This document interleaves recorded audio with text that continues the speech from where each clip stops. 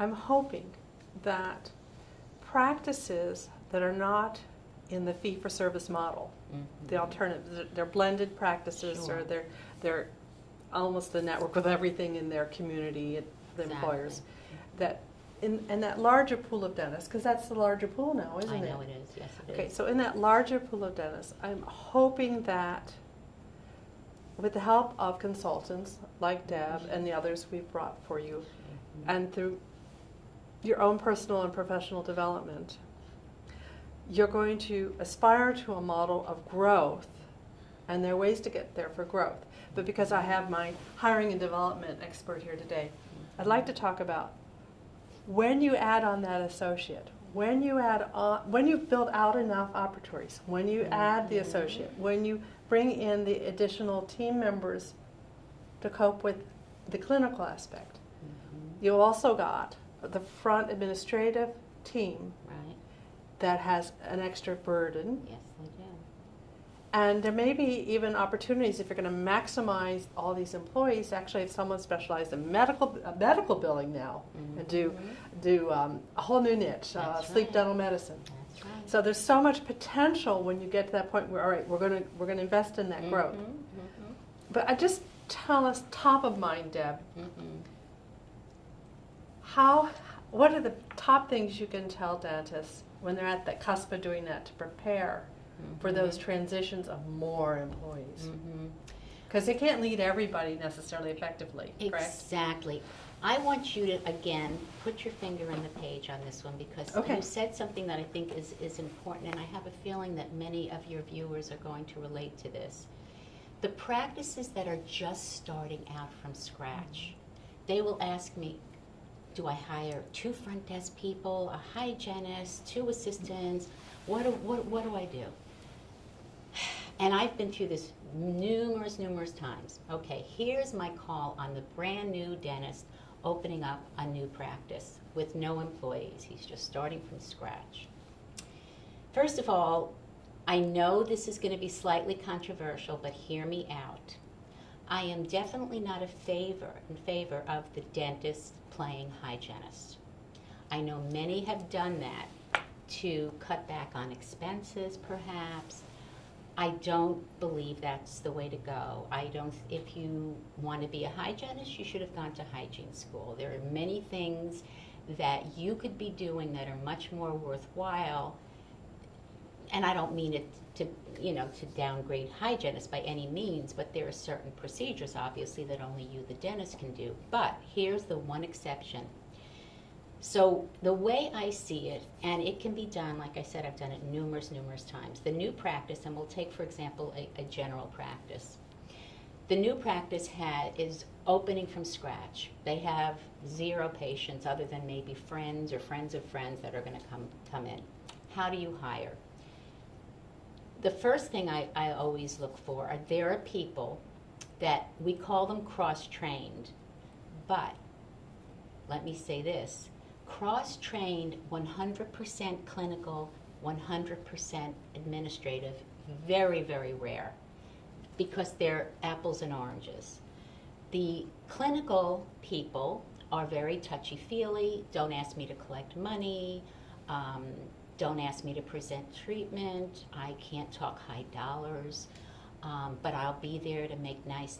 I love the patients, I love sitting by your side.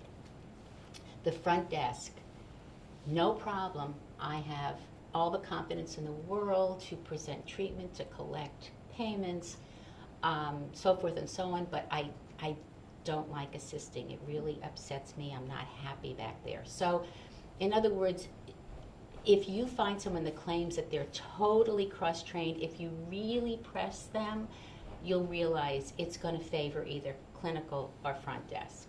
So, having said this, when you open your doors for the first time, you look for those cross-trained people, okay? But hear me out. And the cross-trained person, because you have nothing really going on. The phone may ring, the phone may not ring. You may have someone inquisitive from the street come in. So this person can take the phone, can handle your software, can handle all the other disciplines required for the business office, but they're also trained assistants, so they can do both. Slowly but surely, you start to grow. You then sit with this cross-trained person and you say, Susie, we're getting busy. So I want to ask you, do you prefer being at the front desk or you prefer assisting me? That's the gift they get. They have the choice to pick either side because they know what they favor. Whatever side they don't pick, you then bring on. For example, the front desk person or an assistant. Works beautifully well. Okay, not only that, Susie's great at training because she's done both. Perfect. Hygiene.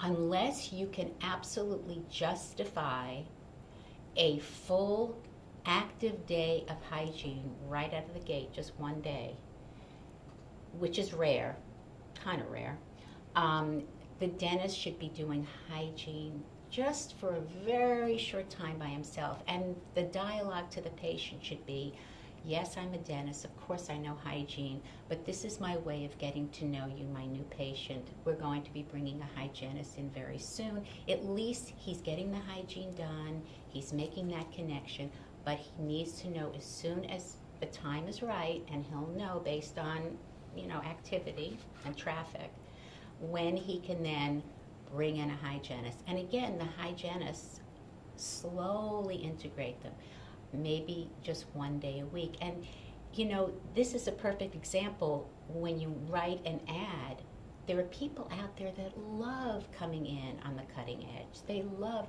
we're a new practice, we're going to slowly integrate our hygiene department in. So right now we're starting with one day eventually, but we will never exceed, so they know what to expect, we will never exceed 4 days. And it works out very well. And that is a perfect time, by the way, to bring in a new grad, because you have the time to give her, where you slowly treat your patients, maybe not quite as quickly as you would eventually when things get busy, but you can really educate your patients the way we hope to, and so forth. So that's how I view a brand new scratch start practice, and you grow with the practice, because if you start hiring everybody that you think you're going to need right off the bat, it's not going to stay. You won't have that working real well. So if you add an associate and suddenly you have 2 dentists in the practice, you're going to need an additional assistant, probably another hygienist soon, if not now. Exactly. But maybe not in the front administrative team yet.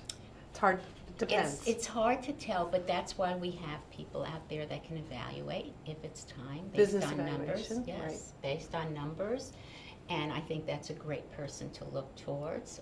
They agree. can see by the activity, they can see through, who's coming through the practice, how that works. Because the one thing you don't want is you don't want to bring in hygiene patients that are strictly coming in for basic recare.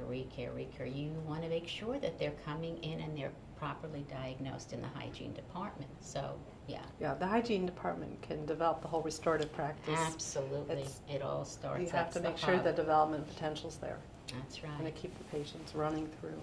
But it is tough with a new dentist. I mean, there are many ways to do it. Bring the new dentist in one day a week, and then you have that team with him or her. Sometimes the new dentist has someone they bring with them that's worked well with them, and so forth. There's a little bit of an art form to how to do that right, and we do our best as far as integrating as we need. But I would say clearly, you can always take your time and find an additional team member, rather than to just throw out the hiring and say, you know what, we're going to, out of this group, we're going to take 2 people.